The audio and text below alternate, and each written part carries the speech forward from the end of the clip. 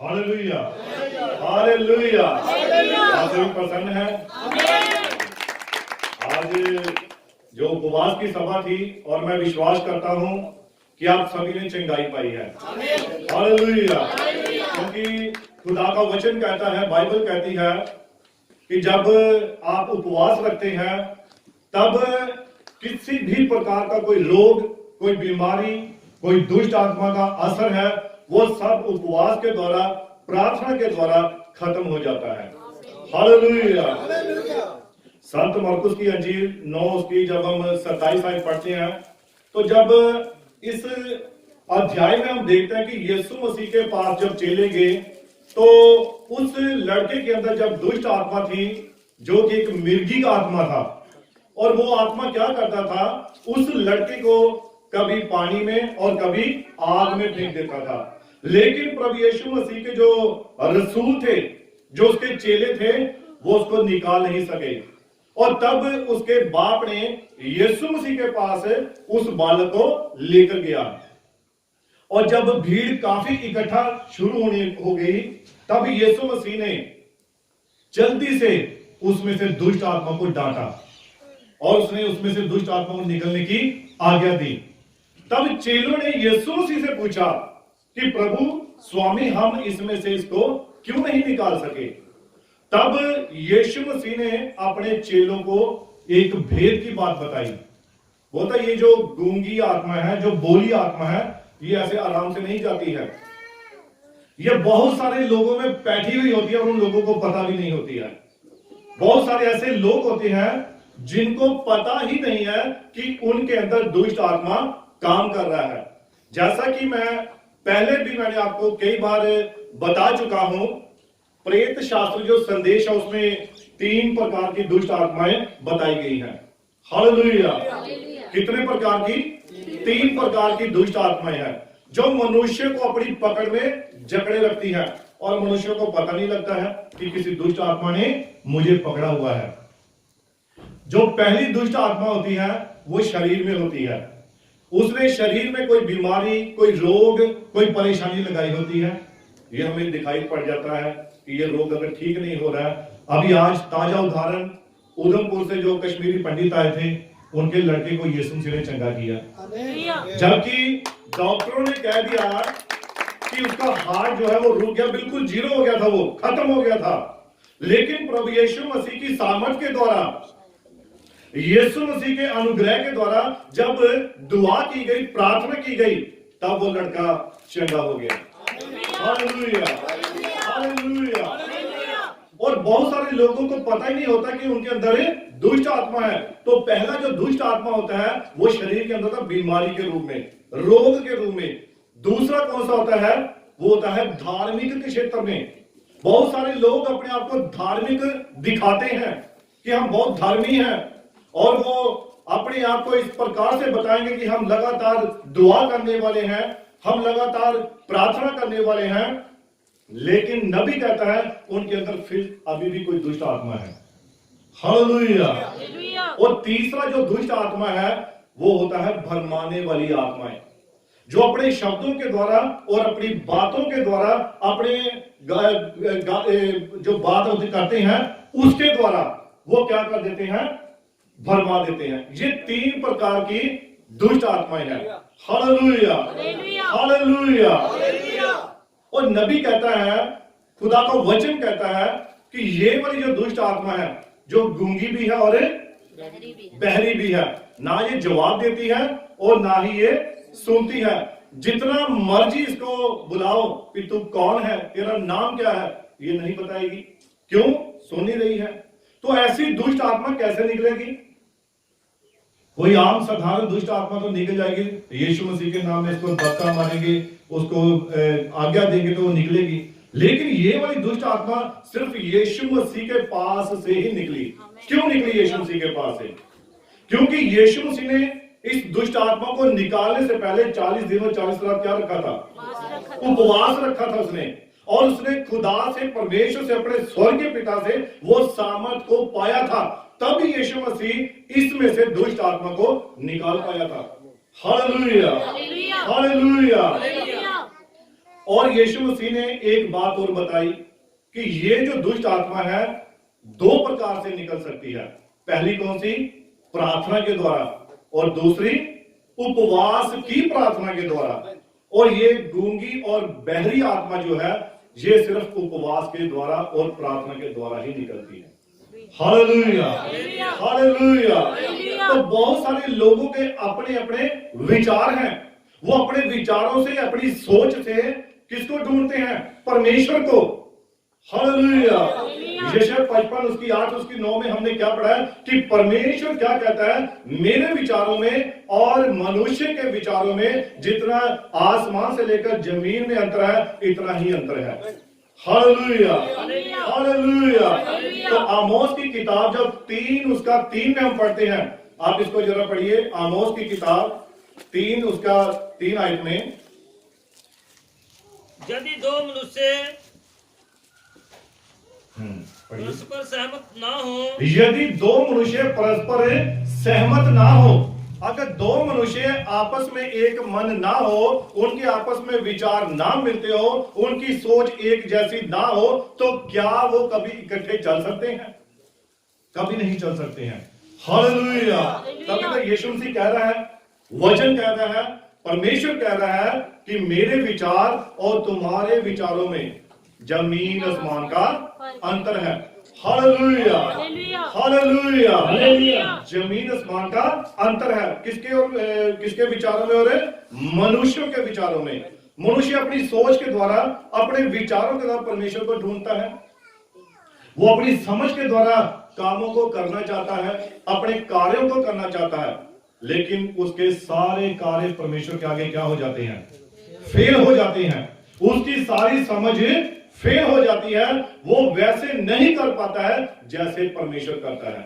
जब हम अय्यूब की पत्री पढ़ते हैं, अय्यूब की पुस्तक पुराना नियम में, तो उसका जब हम 4 उसके 18 पढ़ते हैं, आप इसको जरा पढ़िए। देखो, वह अपने सेवकों पर भरोसा नहीं रखता और अपने स्वर्गदूतों को भी दोषी ठहराता। और देखो, परमेश्वर जो है वो अपने सेवकों का, उनका भी भरोसा नहीं करता है। तो सेवक अपने समझ के अनुसार कुछ करना चाहते हैं। वो चाहते हैं कि मैं अपनी समझ के द्वारा ये काम करूं, मैं ये काम ऐसे करूं। वो अपनी समझ के द्वारा, अपने विचारों के द्वारा करना चाहते हैं, लेकिन परमेश्वर की निगाह में सेवक भी तुच्छ है। खुदा के जो सेवक है, उसके जो स्वर्गदूत है, वो भी तुच्छ है। उनकी अपनी समझ परमेश्वर के आगे बिल्कुल क्या है? जीरो है। Hallelujah, hallelujah, hallelujah. जब हम दूसरा पत्रस 1 उसकी 20 और 21 आयत में पढ़ते हैं, हाँ इसको पढ़िए थोड़ा। दूसरा पत्रस 1 अध्याय उसकी 20 और 21 आयत। पर पहले ये जान लो कि पवित्र शास्त्र की कोई भी भविष्यवाणी किसी के अपने ही विचारधारा के आधार पर पूर्ण नहीं होती। अब पहले ये बात अच्छी तरह से जान लो कि जो बाइबल की कोई भी भविष्यवाणी है, कोई भी बात है, ये किसी भी मनुष्य का अपना विचार नहीं है, बल्कि बाइबल कहती है कि जो खुदा के सेवक थे वो परमेश्वर के आत्मा के द्वारा उभारे जाते थे, उनको आत्मा गाइड करता था, तब वो भविष्यवाणी करते थे। Hallelujah, hallelujah, hallelujah. और ऐसा ही हम बाइबल में देखते हैं कि एक व्यक्ति था जिसके घर में यीशु मसीह आया, और उस फरीसी ने प्रभु यीशु मसीह को अपने घर में भोजन करने के लिए न्योता दिया। और जब यीशु मसीह उसके घर में गया, तब उस फरीसी ने, आप फरीसी के नाम का मतलब तो जानते हैं, अभिनय करने वाला, एक मुखौटा बदलने वाला, एक करेक्ट नायक जो होता है, वो जो अपने चेहरे को बार बार बदलता है, ये फरीसी है जो अपने कैरेक्टर को बार बार बदल देता है, अपने चेहरे को बदलता है। Hallelujah, hallelujah. अब इस फरीसी ने यीशु मसीह को अपने घर में भोजन पर बुलाया, और ये भी अपने आप को बड़ा धार्मिक दिखाना चाहता था कि देखो मैंने भी प्रभु यीशु को अपने घर में खाने पर बुला लिया है, और ये उसको धार्मिक, अपने विचारों में धार्मिक दिखाना चाहता था। लेकिन जब यीशु मसीह उसके घर में बैठा था, तब वहीं पर वचन में लिखा है, एक पापी औरत आई, और उस पापिन औरत ने क्या किया, उसने आकर अपने हाथ में एक संगमरमर का, उसके पास एक पात्र था और उसके अंदर सबसे महंगा इत्र था, परफ्यूम था आज की भाषा में, और उसने उस महंगे इत्र को क्या किया, आकर प्रभु यीशु मसीह के पैरों पर, उसके सर पर उंडेलना शुरू कर दिया। हालेलुया। और उसके पैरों को चूमने लगी, अपने बालों से उसके पांवों को पोंछने लगी, और बाइबल कहती है वो इतना रो रही थी उसके आंसुओं से यीशु मसीह के पांव गीले हो गए थे। हालेलुया। तब ये जो फरीसी था, जो नाटक करने वाला था, ये दूर से ही उस औरत को देख रहा था और अपने मन में ये विचार करने लगा, अगर ये भविष्यद्वक्ता होता, अगर ये कोई नबी होता, तो क्या ये जान ना जाता कि ये जो औरत जो इसे छू रही है, ये एक पापी औरत है।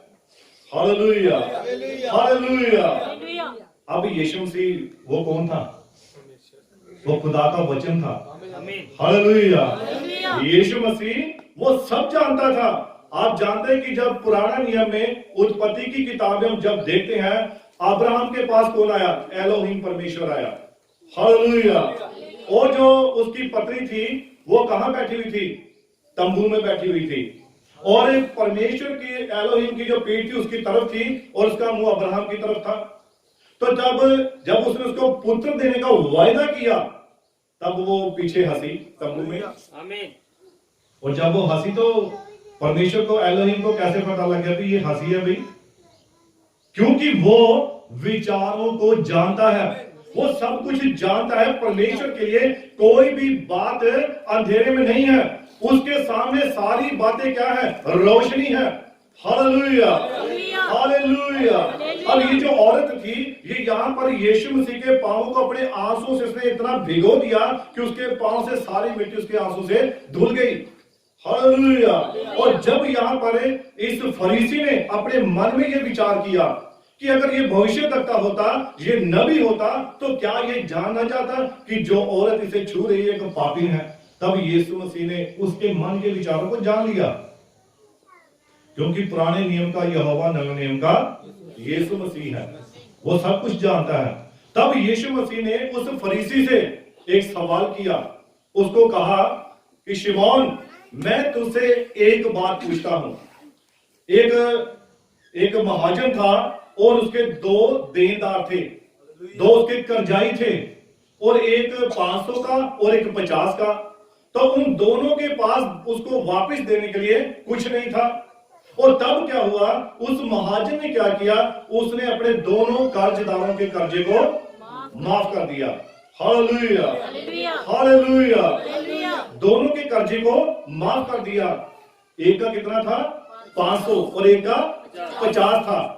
अब यीशु मसीह ने फरीसी से पूछा, अब तू मुझे ये बता कि इनमें से सबसे ज्यादा प्यार उसको कौन करेगा?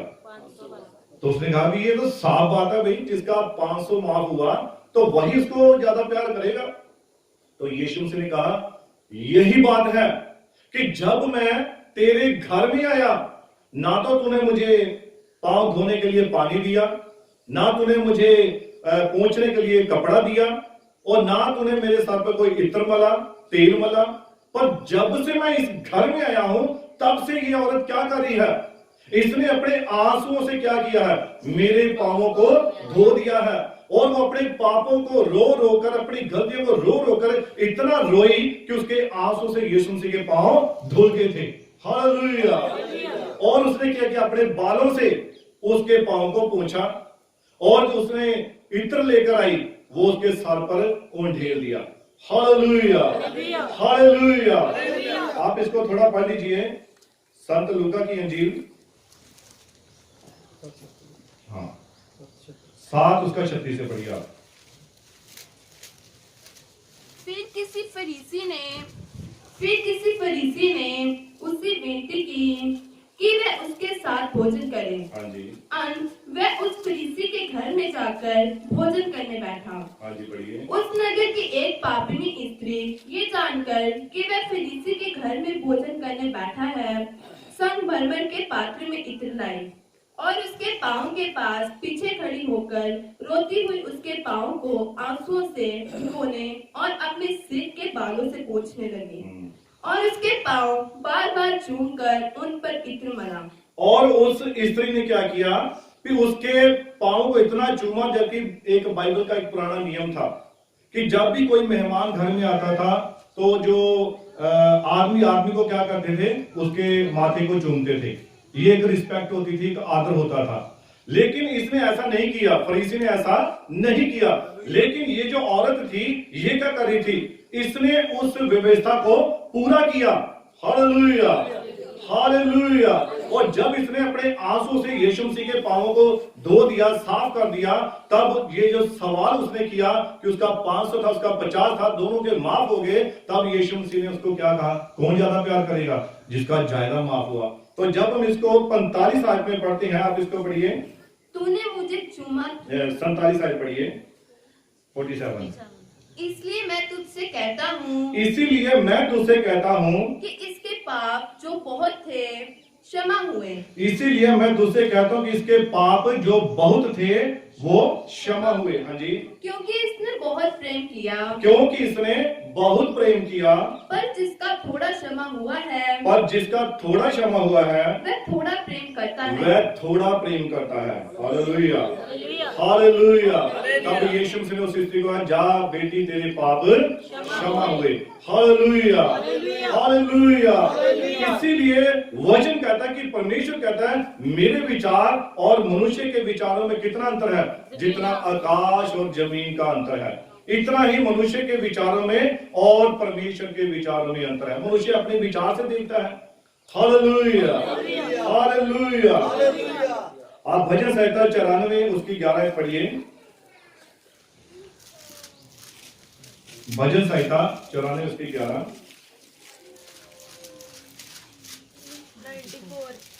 94। यहोवा मनुष्य की कल्पनाओं को जानता है। यहोवा परमेश्वर मनुष्य की सोचों को, उनकी कल्पनाओं को जानता है कि वे मिथ्या है, कि वह सब क्या है, व्यर्थ है। मनुष्य की सारी सोच, सारे विचार परमेश्वर के आगे क्या है, व्यर्थ है, मिथ्या है, उनका कोई भी मूल्य नहीं है। Hallelujah, hallelujah. यहाँ पर एक बात मैं बताना चाहता हूँ कि बहुत सारे लोग क्या करते हैं, जब मैंने पिछले समय में देखता आया हूं, जो बुजुर्ग लोग थे, शायद आज भी ऐसा करते होंगे, शायद मेरे ख्याल से, कि जब वो रोटी बनाते हैं तो एक रोटी किसके लिए बना लेते हैं, चिड़ियों के लिए, पक्षियों के लिए बनाते हैं। और वो सोचते हैं कि इनको कौन खिलाएगा, इनको कौन पानी पिलाएगा, तो वो क्या करते हैं, उनके लिए ये सब चीजें करते हैं। पर मैं ये नहीं कहता कि ऐसा नहीं करना चाहिए, करना चाहिए अगर हम कर सकते हैं तो। लेकिन बाइबल क्या कहती है, वो हमारी सोच के अनुसार नहीं चलती है। खुदा हमारे विचार के अनुसार काम नहीं करता है। उसने जिसको बनाया है, उसने उसका सब कुछ प्रबंध भी कर रखा है। Hallelujah, hallelujah. तो बहुत सारे लोग ऐसा करते हैं कि एक रोटी बनाएंगे और सोचेंगे भी ये चिड़ियों को खिलाएंगे, भाई ये मेरी जिम्मेवारी है, ये मेरी ड्यूटी है, मैं ऐसा करूंगा, ऐसा करूंगी तो मुझे बरकत मिलेगी, मुझे आशीष मिलेगी। लेकिन बाइबल क्या कहती है इसके बारे में, हम वचन में देखते हैं। संत मत्ती की अंजील 6 उसकी 26 आयत पढ़ेंगे। संत मत्ती की अंजील 6 उसकी 26 आयत। आकाश के पक्षियों को देखो। अब वचन क्या कह रहा है, बाइबल कह रही है कि आकाश के पक्षियों को देखो। हाँ जी, वे ना बोते हैं, वे ना बोते हैं, ना काटते हैं, और ना ही काटते हैं, और ना खतों में बटोरते हैं, और ना ही अपने खतों में उनको इकट्ठा करते हैं, फिर भी तुम्हारा स्वर्गीय पिता उनको खिलाता है। और फिर भी तुम्हारा स्वर्गीय पिता उनको खिलाता है। हम पिता तो हमारा स्वर्गीय पिता, पर खिला किसको रहा है, वो चिड़ियों को, पक्षियों को, इन जानवरों को वो ही प्रबंध कर रहा है। Hallelujah, hallelujah. लेकिन मनुष्य सोचता है कि मेरा विचार ये है, भाई मैं ही इनकी देखभाल करूं, मैं ही इनको संभालूं। मनुष्य कुछ भी नहीं कर सकता है। हालेलुया, जब तक परमेश्वर का ही अनुग्रह ना हो। हालेलुया। तभी तो वचन कहता है, परमेश्वर कहता है, मेरे विचारों में और तुम्हारे विचारों में जमीन आसमान का अंतर है। हालेलुया। क्या वो चिड़िए, ये जो कौवे हैं या चिड़िया जो पक्षी हैं, क्या ये अपने खेतों में कोई गेहूं को बोते हैं? वो ऐसा कुछ नहीं करते हैं। ना वो इनको कहीं इकट्ठा करते हैं, ना ही इनकी खेती करते हैं, ना इनको काटते हैं, लेकिन फिर भी स्वर्गीय पिता उनका पालन पोषण करता है। Hallelujah, hallelujah. आप देखिए दाऊद के बारे में। दाऊद राजा था और दाऊद राजा ने एक बार अपने मन में विचार किया और उसने विचार क्या किया कि मैं राजा बन चुका हूं और मैं महलों में रह रहा हूं, लेकिन मेरा जो परमेश्वर है वो कहां रह रहा है? तंबू में। और मैं अपने परमेश्वर के लिए क्या करूंगा? मैं उसके लिए एक मंदिर बनाऊंगा, एक चर्च बनाऊंगा। हालेलुया। लेकिन दाऊद राजा को परमेश्वर ने क्या कहा कि तू मेरा घर नहीं बना सकता है। हालेलुया। क्या दाऊद तू भूल चुका है कि मैंने तुझे जंगल में से उठाया है, जंगल में से लेकर आया हूं, जब तू अपने बाप की भेड़ और बकरियों को चराता था, तो मैंने तुझे वहां से जंगलों में निकालकर अपनी प्रजा का तुझे मैंने क्या बनाया है? राजा बनाया है। हालेलुया। ये दाऊद का अपना विचार था, लेकिन परमेश्वर ने क्या कहा? बाइबल क्या कहती है कि परमेश्वर के लिए आकाश क्या है? उसके बैठने का स्थान है, और जो पृथ्वी है उसके पांव रखने की चौकी है। तुम परमेश्वर के लिए कैसा घर बनाओगे? Hallelujah, hallelujah.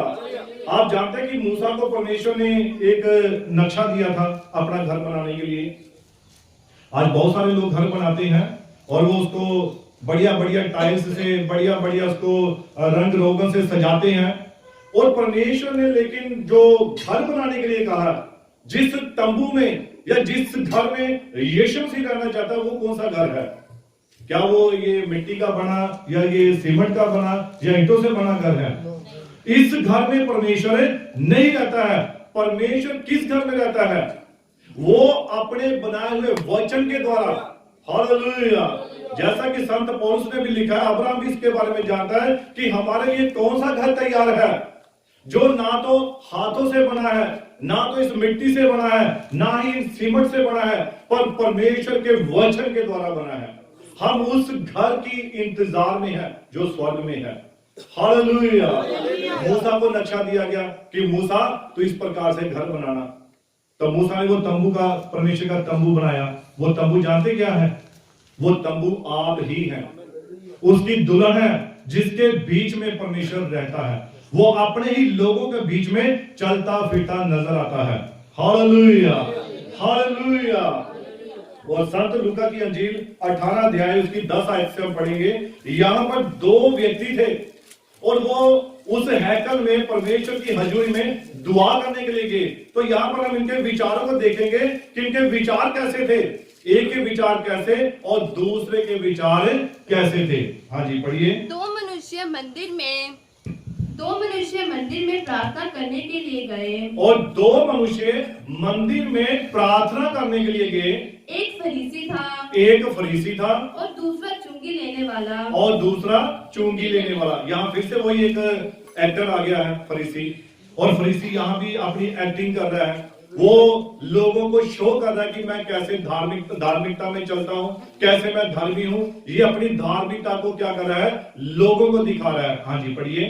फरीसी खड़ा होकर अपने मन में यूं प्रार्थना करने लगा। और ये फरीसी खड़ा होकर अपने मन में इस प्रकार से प्रार्थना करने लगा, हे परमेश्वर, मैं तेरा धन्यवाद करता हूँ कि मैं दूसरे मनुष्यों के समान अंधेर करने वाला, अन्यायी और व्यभिचारी नहीं। मैं दूसरे मनुष्यों के समान ना तो अंधेर करने वाला हूँ, ना व्यभिचारी हूँ, ना मैं चोरी चलाकी करता, कुछ नहीं करता हूँ। इन मनुष्य के समान मैं बिल्कुल भी नहीं हूँ। ये एक फरीसी दुआ कर रहा है। अब इसकी दुआ का देखिए, और जो दूसरा है चुंगी लेने वाला, उसकी दुआ को देखिए। हाँ जी, पढ़िए। और ना इस चुंगी लेने वाले के समान हूँ, और ना ही फरीसी कर, और ना ही इस चुंगी लेने वाले के समान हूँ। हाँ जी। मैं सप्ताह में 2 बार उपवास रखता हूँ। मैं हफ्ते में, सप्ताह में 2 बार उपवास रखता हूँ। अब ये फरीसी भी 2 बार, हमने 1 बार रखा, तो ये फरीसी कितनी बार रख रहा है? 2 बार। ये 2 बार रखते हैं, 3 बार रखते हैं, हो सकता है 40 दिन भी रखें, लेकिन कोई फर्क पड़ने वाला नहीं है। Hallelujah, hallelujah. कोई फर्क पड़ने वाला नहीं है जब तक आप आत्मा और सच्चाई के साथ उसकी हजूरी में नहीं बैठते हैं। हालेलुया। हालेलुया। हाँ, पढ़िए बेटा आगे। मैं अपनी सब कमाई का 10वां अंश भी देता हूँ, और ये फरीसी क्या कर रहा है? मैं अपनी कमाई का सब 10वां अंश भी देता हूँ। परंतु चुंगी लेने वाले ने दूर खड़े होकर स्वर्ग की ओर आंखें उठाना भी न चाहा। अब ये दूसरा व्यक्ति दुआ कर रहा है जो चुंगी लेने वाला है। अब इसके विचार देखिए, खुदा के आगे कौन से विचार पहुंचते हैं, कैसी दुआ पहुंचती है। अब ये फरीसी उसकी दुआ थी, अब ये चुंगी लेने वाली की दुआ है। हाँ जी, सुनिए ध्यान से। वरन अपनी छाती पीट पीट कर कहा। अब ये जो चुंगी लेने वाला था, इसने खड़े होकर दूर, ये चर्च के अंदर नहीं गया, ये अंदर भी नहीं गया, लेकिन बाहर ही खड़ा हुआ है और बाहर खड़ा होकर ही अपनी छाती को पीटने लगा है। और उसने इतना भी नहीं समझा कि मैं इस योग्य हूं कि मैं खुदा की हजूरी में अंदर तक जाऊं। Hallelujah, hallelujah. हाँ जी, पढ़िए। हे परमेश्वर, मुझ पापी पर दया कर। अब ये चुंगी लेने वाला क्या दुआ कर रहा है कि हे परमेश्वर, मुझ पापी पर दया कर। ये अपने आप को पापी कह रहा है, लेकिन चुंगी वाला क्या कर रहा है? मैं तो हफ्ते में 2 बार उपवास भी रखता हूँ, मैं अपनी कमाई का 10वां अंश भी देता हूँ, मैं लगातार चर्च में जाता हूँ, मैं ये करता हूँ, मैं वो करता हूँ। वो अपनी बढ़ाई ही बढ़ाई कर रहा है। उसके विचार क्या है? अपनी बढ़ाई करनी, एक्टिंग, फरीसी। Hallelujah, hallelujah. लेकिन ये जो चुंगी लेने वाला था, ये आत्मा और सच्चाई के साथ दुआ कर रहा है। और किसकी दुआ खुदा के हजूर पहुंचेगी, हम देखेंगे। हाँ जी। मैं तुमसे कहता हूँ, मैं तुमसे कहता हूँ कि वह दूसरा नहीं, वह दूसरा नहीं, परंतु ये ही मनुष्य धर्मी ठहराया परंतु जाकर ये ही मनुष्य धर्मी ठहराकर कहाँ गया? अपने घर में गया। Hallelujah, hallelujah. हालेलुया। हालेलुया। ये धर्मी ठहराकर अपने घर को गया। 2 व्यक्ति आए। परमेश्वर के विचार और मनुष्य के विचारों में कितना अंतर है, जितना आकाश और जमीन का अंतर है। हम परमेश्वर के समान नहीं सोच सकते हैं। परमेश्वर के विचार और मनुष्य के विचारों में जमीन आसमान का अंतर है। आप इसको पढ़िए, याकूब की पत्री 4 उसकी 13 में। याकूब की पत्री। तुम जो ये कहते हो, अब बहुत सारे लोग अपने विचार में ये सोचते हैं कि हम ये काम करेंगे, फलानी नगर में जाएंगे, ये काम करेंगे, 1 साल वहां पर ये बिजनेस करेंगे, दूसरे साल हम वहां पर ये बिजनेस करेंगे, वहां पर इतना समय रहेंगे और बहुत सारा धन दौलत कमा लेंगे। लेकिन परमेश्वर की निगाह में ये विचार कितने के सार्थक है? पढ़िए इसको। तुम जो ये कहते हो, तुम जो ये कहते हो, आज या कल हम किसी और नगर में जाकर वहाँ 1 वर्ष बिताएंगे। कि तुम जो ये कहते हो कि आज या कल हम किसी नगर में जाकर ये काम करेंगे या वहां पर रहेंगे। हाँ जी। और व्यापार करके लाभ कमाएंगे। और व्यापार करके लाभ कमाएंगे। और ये नहीं जानते कि कल क्या होगा। और ये नहीं जानते कि कल क्या होगा। हाँ जी। सुन तो लो, तुम्हारा जीवन है ही क्या? हाँ जी। तुम तो बात के समान हो जो थोड़ी देर दिखाई देती है। और वचन क्या कह रहा है कि तुम्हारा जीवन तो एक भाप के समान है और तुम्हारा जीवन एक बुलबुले के समान है।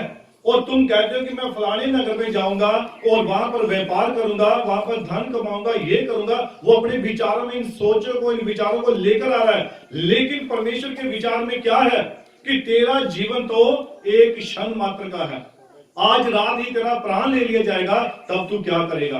बल्कि हमारे मुंह से क्या निकलना चाहिए कि प्रभु चाहे तो हम ये काम करेंगे, प्रभु चाहे तो हम वहां जाएंगे, प्रभु चाहे तो हम ये यहाँ पर ये करेंगे, हम वहां पर वो करेंगे। जब हम प्रभु यीशु मसीह के ऊपर इन बातों को छोड़ देते हैं, तब परमेश्वर हमारी बातों को सार्थक करता है। Hallelujah, hallelujah. जो जक्कई था छोटा, उसके विचारों को यीशु मसीह ने बदल दिया। पहले वो लोगों पर अंधेर करने वाला था, लोगों से दुगना तिगना पैसा लेने वाला था। लेकिन जब यीशु मसीह आ गया, तब उसके सारे विचार बदल गए। और जहां पर यीशु मसीह आ जाता है, वहां पर सारे हालात बदल जाते हैं, सारे सोच, सारे विचार बदल जाते हैं। और जब जक्कई के घर में गया, तो वहां पर जक्कई ने जिससे दुगना तिगना लिया था, उसको चौगुना करके उसने वापस मोड़ दिया। तो यीशु मसीह कहा कि आज इस घर में क्या आया है? उद्धार आया है। तो जब यीशु मसीह आता है, तो वहां पर उद्धार आता है। आज हम विश्वास करते हैं कि आज यीशु मसीह ने अपने लोगों का उद्धार किया है, उनके पापों से, उनकी गलतियों से, उनके गुनाहों से। क्योंकि सिर्फ यीशु मसीह का लहू ही है जो सारे ही पापों से हमें क्या कर देता है? आजाद करता है। आजाद कर देता है, शुद्ध कर देता है। इसीलिए हमारे विचार सिर्फ बाइबल के अनुसार होने चाहिए। हमारे विचार परमेश्वर के विचारों के समान होने चाहिए। अपने विचारों को एकदम हमें क्या कर देना है? छोड़ देना है। हम दुआ करते हैं कि जब प्रभु दुआ वचन प्रचार किया जाए, दुआ की जाए, तो सारे विचार मनुष्य के एक तरफ हो जाए, क्योंकि मनुष्य के विचार वो बात नहीं बोल सकते हैं जो खुदा का आत्मा बोलता है। Hallelujah, hallelujah. प्रभु यीशु मसीह इस वचन के द्वारा आप सभी को बहुत सारी बरकत दे, बहुत सारी आशीष दे, और मेरी ओर से आप सभी को जय मसीह की। बाकी का समय हमारे भाई के पास है। हम सभी अपनी आंखों को बंद करेंगे और सिरों को झुकाएंगे और दुआ में रहेंगे।